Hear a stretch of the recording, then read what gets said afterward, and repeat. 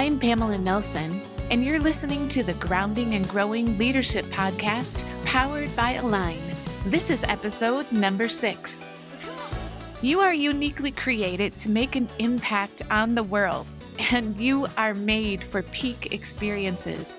What is a peak experience? Well, a peak experience is when you're in the zone, leveraging your strengths, doing what you love, and happy with the outcomes. But sometimes it's hard to get there. So join us this week on the podcast as Tara Gronhovd and I share about one of our peak experiences, the journey it took to reach the peak, and tools to help you get there as well.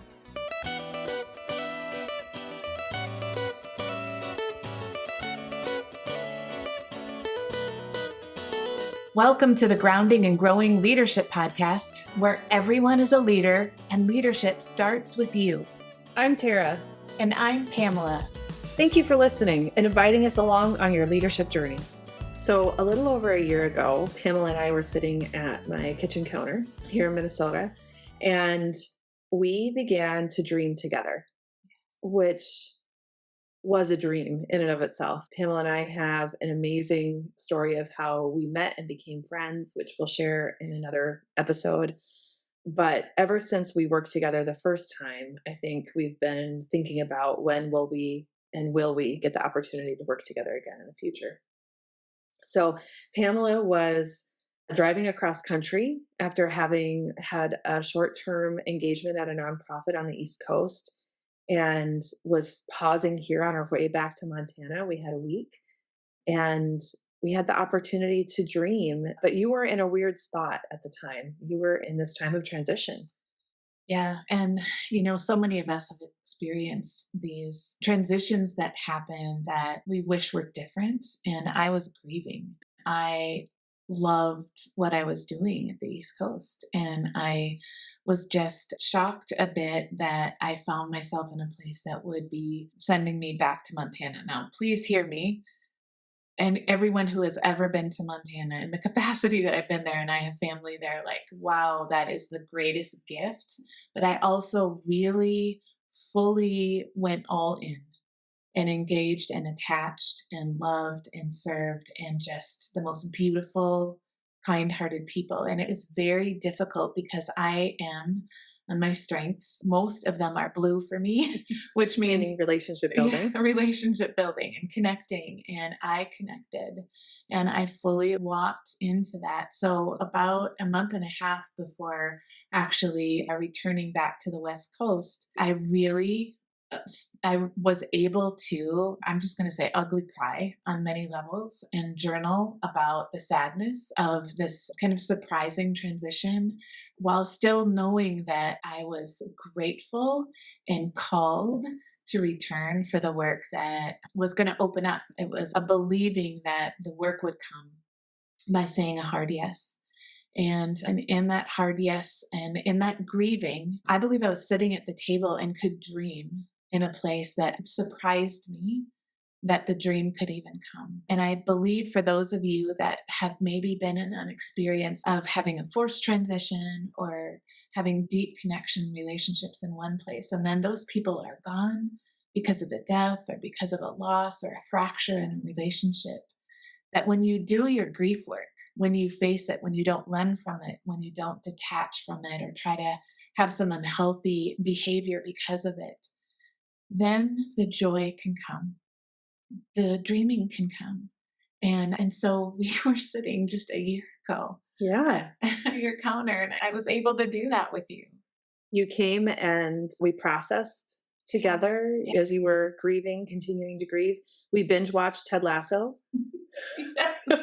Oh my goodness. And laughed and tried to bleep a lot, but it's all good. And we started dreaming about what it would look like for us to do some work together. And that's actually where the whole grounding and growing concept came from, that initial conversation around really the yin and yang of Pamela and I, her really in the grounding lane and me in the growing lane, and how important they are together. And the dream started, and a little less than a year later, so October of this last year, we had that retreat in Montana It was amazing to me that we had people say yes and get on a plane and fly. And we hosted a retreat in Whitefish, Montana. And it was a dream in and of itself.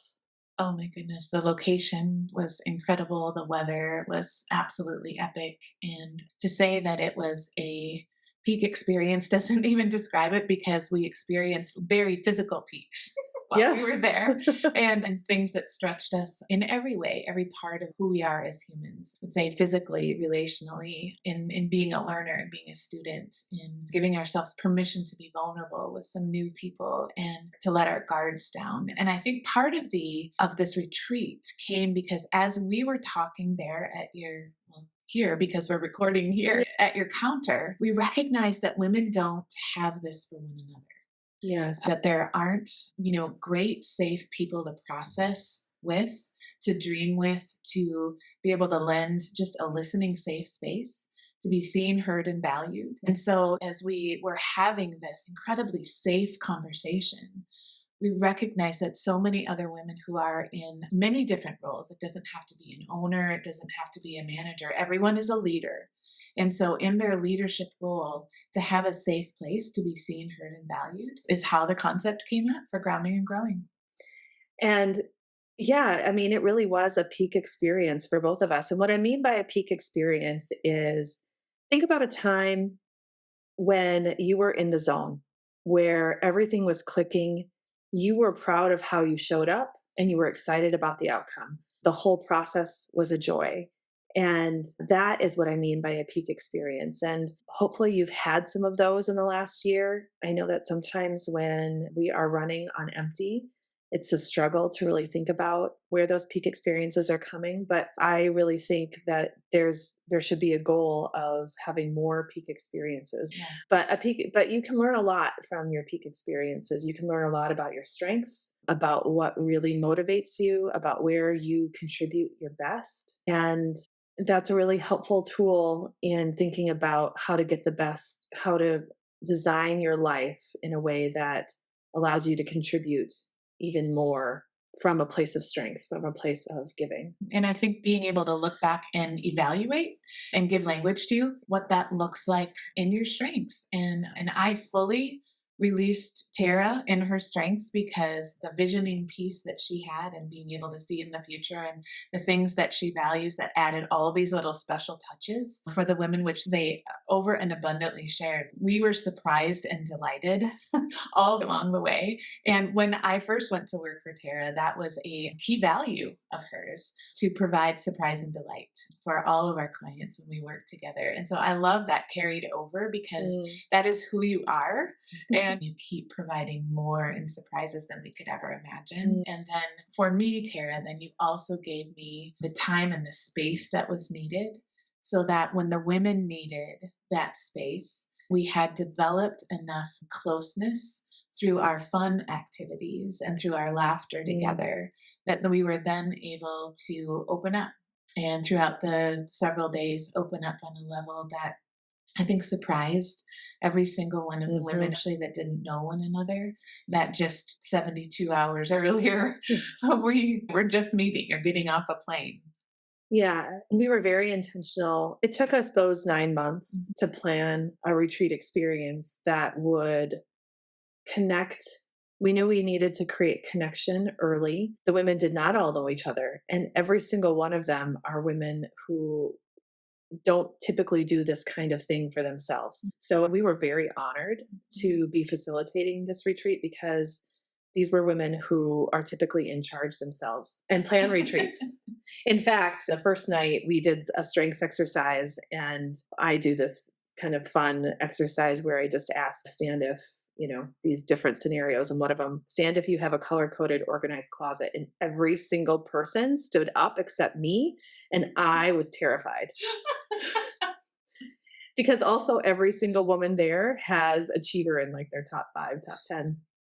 So these are a group of type A, get-ish done women. But that is exactly who we wanted to serve, because especially as women in our culture, when we're highly confident, we are overlooked for our humanity and our needs. And so to provide a space where they did feel seen, heard, valued, cared for, uniquely, that was really important. So, Pamela, when you think about the whole experience of planning the retreat, leading up to it, and facilitating those 4 days on site, where did you get to use your best strengths, and what was most energizing to you about that experience? What I love, Tara, is that you set up in the budget for the retreat for both you and I to meet with everyone personally before we actually got to retreat. And you also had all of them do their strengths assessment. And so that helped me to be aware as someone who is very highly connected and relator, and especially the strength of individualization, to see them in their individual strengths, but then also spend some time with each one of them. So we did that via Zoom meeting, and I was able to just kind of discover who they are and what it is that they were longing to get from that time. And I think what surprised every one of them that I met with is almost the quickness of being able to identify needs that they didn't know that they had. That's the power of asking questions and just listening in a safe space. And so for me, It's also one of your superpowers, Pamela. thank you. It is, to very quickly help people identify what they are not seeing or even sometimes actively ignoring in themselves. Yeah, it's hearing on their behalf and listening to what people are saying. And big joke is don't get onto a Zoom meeting with Pamela without a box of Kleenex.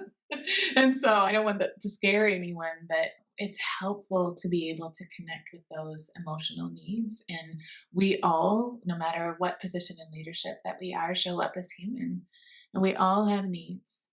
And when someone comes and supports and says, how can I come alongside you and support you in what you need for this time? You feel very seen and valued. For me, being able to move in that strength was definitely a peak experience. And then to see that every one of them in the strengths assessment, we have a bring need kind of worksheet that everyone comes with.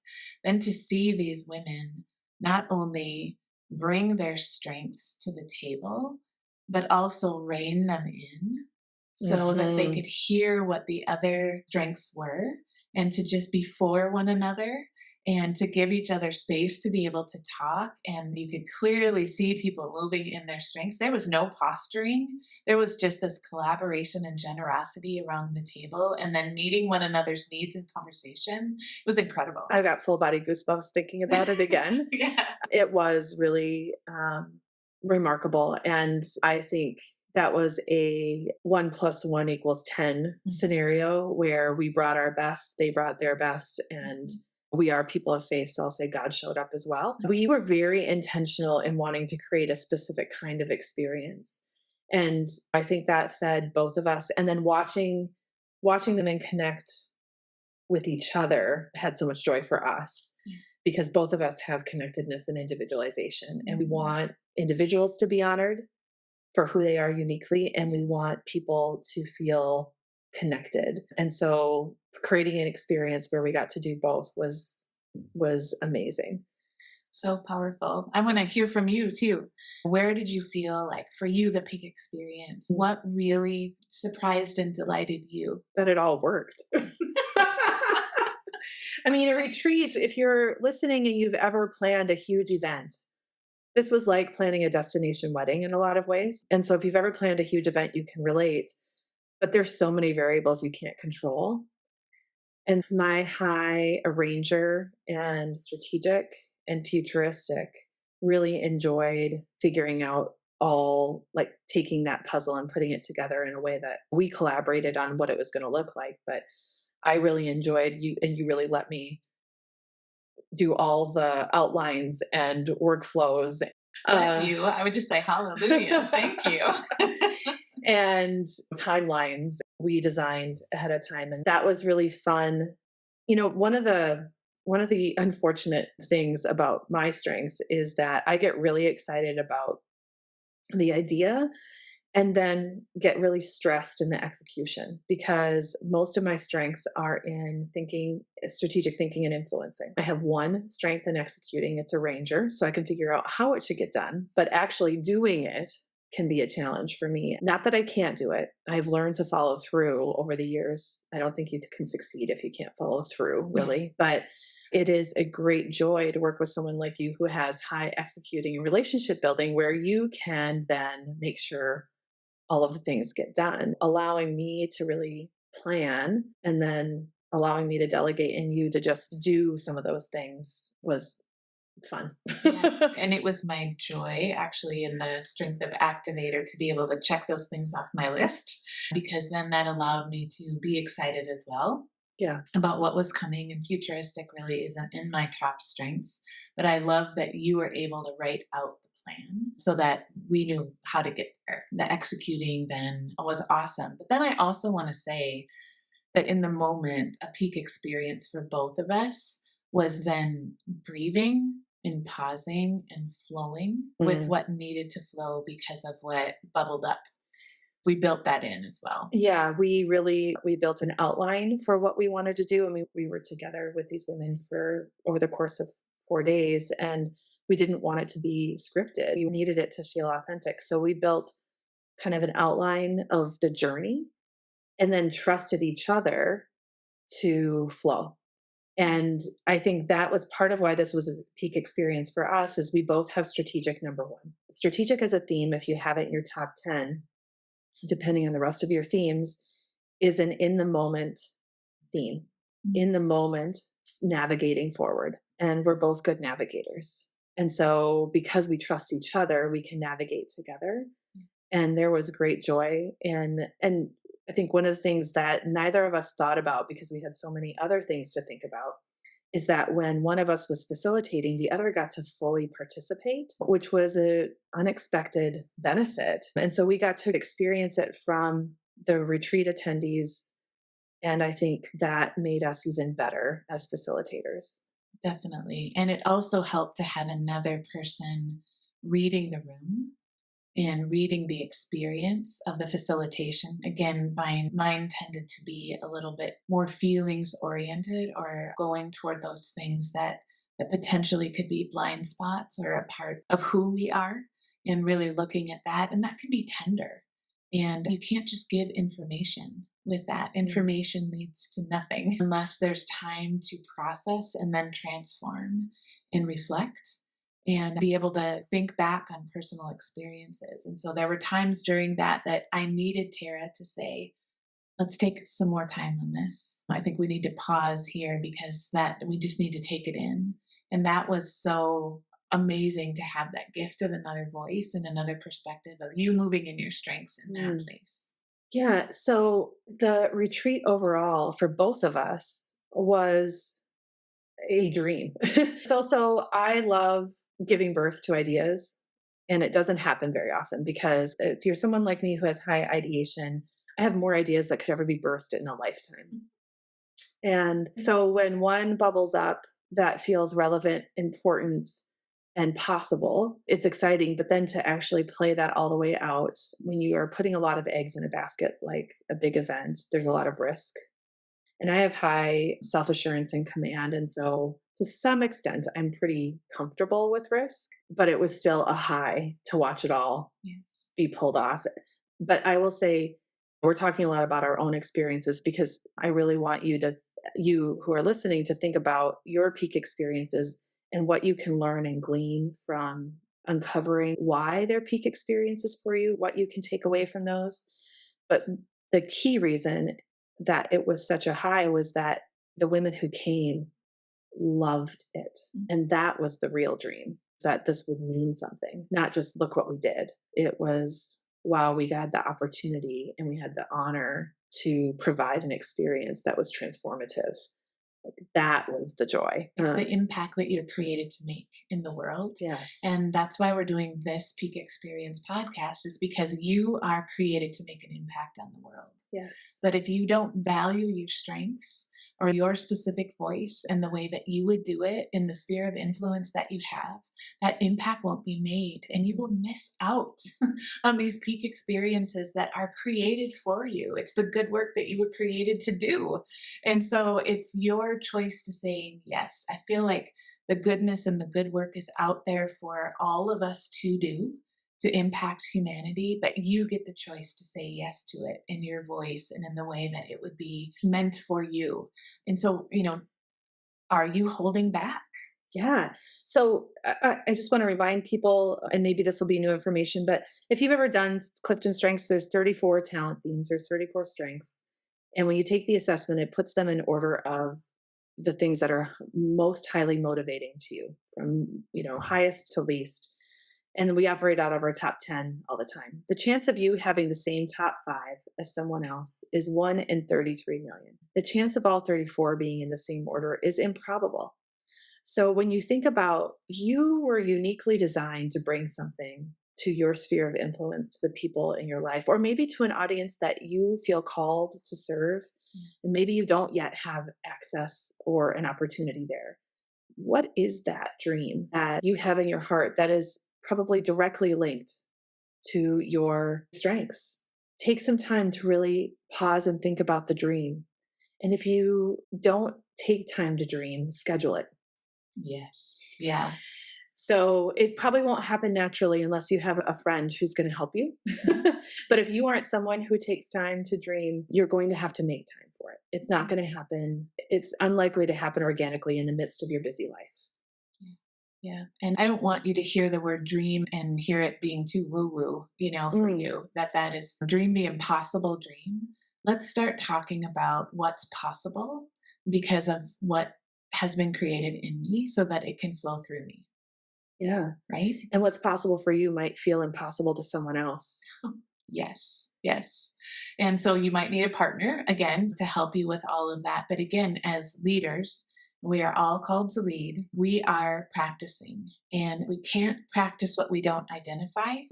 We also, in the process, as I spoke about in the beginning of this podcast, might need to give ourselves permission to process before we can practice.